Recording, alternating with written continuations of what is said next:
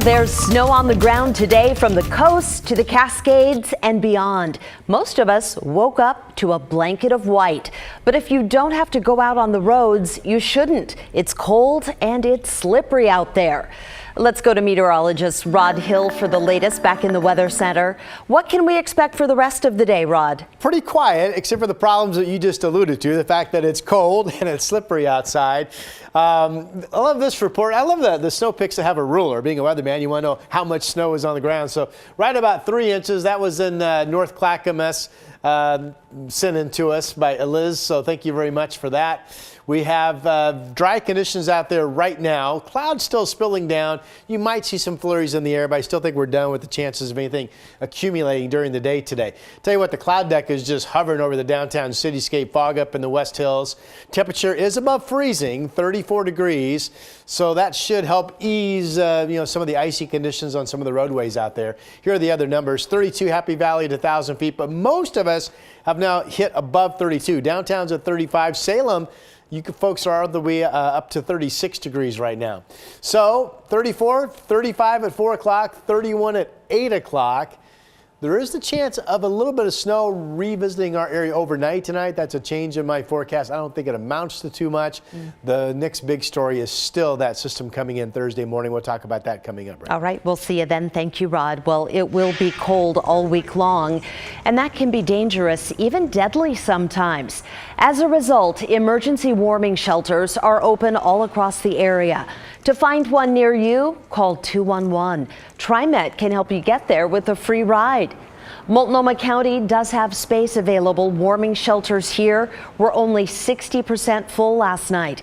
The county also needs volunteers to help staff those centers. Well, the snow and ice come at one of the busiest travel times of the year. This was Union Station in Portland last night. These folks waited to board Amtrak trains, delayed, of course, by the weather. Hey, if you're flying, check before you head to the airport. Some airlines still have delays and canceled flights. And then check this out. This was the line of people trying to get a cab at PDX on Sunday night. Many of these folks waited for hours. There weren't enough drivers for taxis or Ubers or Lyfts. One radio cab spokesperson says you won't be able to get a ride quickly no matter where you want to go. Right now, between the weather and the high demand of the Christmas rush just coming to an end, expect hours-long waits. And if you go to the grocery store, you're going to wait for a couple hours to get there, but you're going to wait for a couple hours to get home. So really think about the necessity of your travel needs before you make the call, because it will be frustrating. Radio Cab says it's not just a weather problem. There just aren't that many drivers for hire these days. Right now, airlines are in dire need of reinforcements with COVID call-outs and winter weather wreaking havoc on holiday travel. Sam Brock has the latest. It's a brutal 1-2 punch of COVID and winter weather, igniting widespread cancellations and flight delays. Both passengers and crews slowed by the rapid spread of Omicron. About 4 o'clock in the morning, and got to the airport, got on the plane, everything was fine, and then one of the pilots didn't show up. So we had to deplane. United Airlines says roughly 1 out of every 30 of its flights was canceled Monday. And widespread delays meant fewer than half of all passengers made it to their destination within 4 hours of the expected arrival time. For Delta, weather snarling traffic at key hubs like Minneapolis, Salt Lake City, and Seattle. It was a pretty tough night. I spent about close to 12 hours in the San Francisco airport. One Delta flight from Tampa to Atlanta had to deal with potentially criminal behavior. In a sign of the times, a woman berated a man for not wearing his mask while not wearing her mask. As soon as we get in later, you're going to jail. It devolved into spitting, punching, and scratching, that woman then appearing in a federal courthouse Monday. Delta saying in part the company has zero tolerance for unruly behavior at our airports and aboard our aircraft.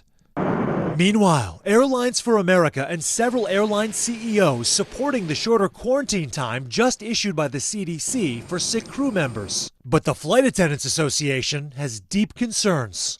10 days may not be right for every single case, but it's certainly going to be more right than 5 days would be, where we know that some people would be forced to come back to work while they're still sick. To create a safer environment for everyone, Dr. Anthony Fauci suggesting it might be time to require a vaccination to fly. If you want to do that with domestic flights, I think that's something that seriously should be considered. So you heard it mentioned in that last story, a change from the CDC could get some workers back on the job faster. The agency now says people who test positive for COVID, but they are not showing any symptoms, only need to isolate for 5 days. Previously, it was 10 days. They have an essential job. We want to get them back on that job before the 10-day period. The CDC cited research showing a COVID positive patient spreads the virus more early on. Some states are setting records for new infections because Omicron spreads much faster than previous variants. New at noon, students at Oregon State University will need to have COVID-19 boosters before they head back to campus next week. The school says classes are set to start on time on January 3rd, and students at every campus and location will need to have a booster as soon as they're eligible. Portland State also said today that classes will start on January 3rd. They aren't requiring a booster at this time, but they say they strongly recommend it.